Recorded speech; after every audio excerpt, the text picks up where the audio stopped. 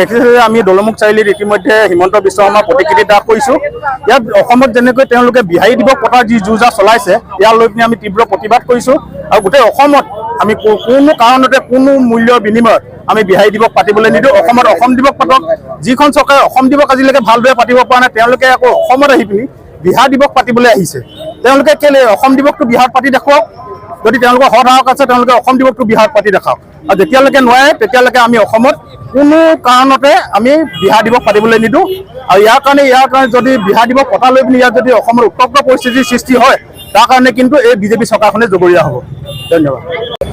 আজি ঐতিহাসিক শিৱসাগৰ ঐতিহাসিক দলমুখৰ সন্মুখত দৌল প্ৰাংগণৰ সন্মুখত আজি আমি মুখ্যমন্ত্ৰী হিমন্ত বিশ্ব শৰ্মাৰ প্ৰতিকৃতি দাহ কৰিছোঁ।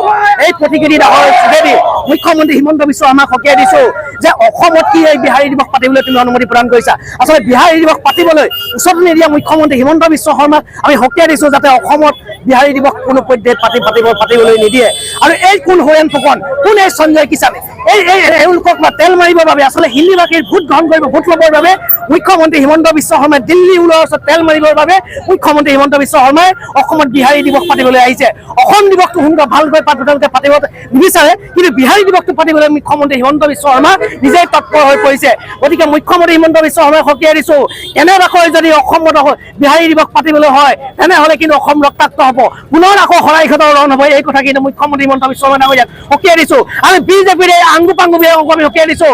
জিলাই জিলাই থকা গাঁৱে গাঁৱে থকা এই বিজেপিৰ আংগু পাংগুবিলাকক কৈছোঁ তোমালোক অসমীয়া নহয় নেকি? তোমালোকৰ গাত অসমীয়া তেজ নাই নেকি? তোমালোকে কিয় বিৰোধিতা কৰিব পৰা নাই? অসমত যে বিহাৰী দিৱস পাতিব নালাগে।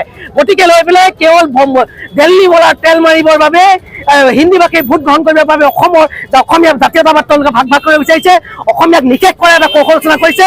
গতিকে আমি আজি ঐতিহাসিক দলমুখ চাৰিআলিৰ কৃষক মুক্তি সংগ্ৰাম সমিতি আৰু জাতীয় যুৱ বাহিনীয়ে মুখ্যমন্ত্ৰী হিমন্ত বিশ্ব শৰ্মাক সকীয়াই দিছোঁ। কেনেবাকৈ যদি অসমত বিহাৰী দিৱস পাতিবলৈ হয় অসম ৰক্তাক্ত হ'ব, তাৰ বাবে কিন্তু জগৰীয়া মুখ্যমন্ত্ৰী হিমন্ত বিশ্ব শৰ্মা আৰু এই বিজেপিৰ আংগু পাংগু গালাব।